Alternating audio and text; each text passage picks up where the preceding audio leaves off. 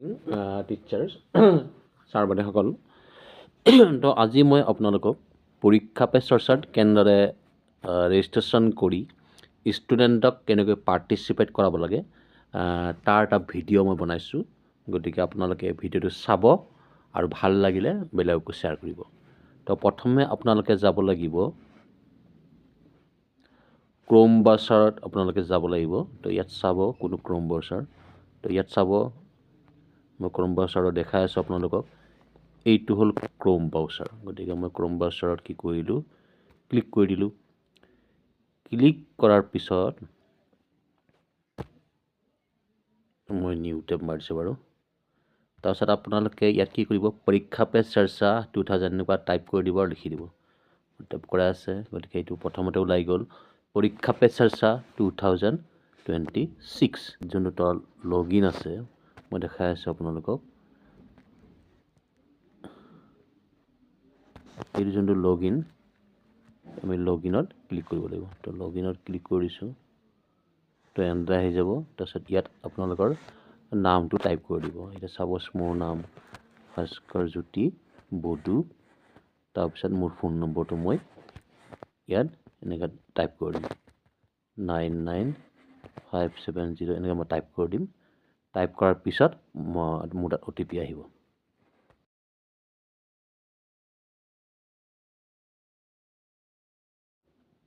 তেনেহ'লে OTP অহাৰ পিছত আপোনালোকে তাত বহাই লগইন কৰিব। লগইন কৰাৰ পিছত এনেকুৱা ইণ্টাৰফেচ আহি যাব। তাৰপিছত ইয়াত আপোনালোকে চাব ষ্টুডেণ্ট চেল্ফ পাৰ্টিচিপেণ্ট সেইটো নালাগে, ষ্টুডেণ্ট পাৰ্টিচিপেণ্ট ফৰ টিচাৰ। যিহেতু আমি স্কুলে কৰিম, গতিকে আমি কি কৰিব লাগিব, আমি ইয়াত যোনটো আছে এইটো ক্লিক টু পাৰ্টিচিপেট, আমি ইয়াত ক্লিক কৰিব লাগিব। আমি ইয়াত ক্লিক কৰিলোঁ।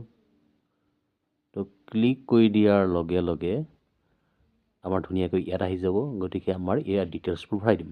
মানে আমি কি ভৰাব লাগিব, প্ৰথম আমি ভৰাব লাগিব যোনটো ষ্টুডেণ্ট নেম, আমি ফাৰ্ষ্ট নেমটো ভৰাম, তাৰপিছত লাষ্ট নেমটো ভৰাম, তাৰপিছত যদি ইমেইল আছে আমি ইমেইলটো ইয়াত ভৰাই দিম।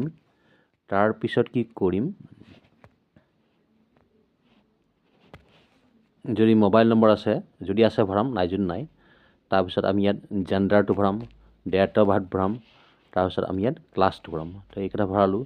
তাৰপিছত ইয়াত আমি কি ভৰাম, নেম অফ পেৰেণ্ট ভৰাম, নেম অফ পেৰেণ্ট ভৰাম, স্কুল নেম ভৰাম। তাৰপিছত আমি ইয়াত কি কৰিম, বৰ্ডটো চিলেকশ্যন কৰিম। বৰ্ডটো আমাৰ কি হ'ব, যিহেতু যোনটো আমাৰ ষ্টেট যিহেতু আছাম, গতিকে আমি আছামটো ভৰাই দিম।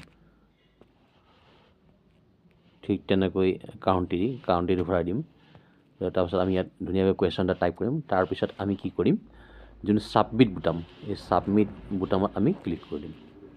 তেতিয়া আমাৰ বস্তুটো হৈ যাব। তো আমি এনেদৰেই ষ্টুডেণ্টবিলাকৰ আমি সকলোৰে কৰি দিম ৰেজিষ্ট্ৰেশ্যন।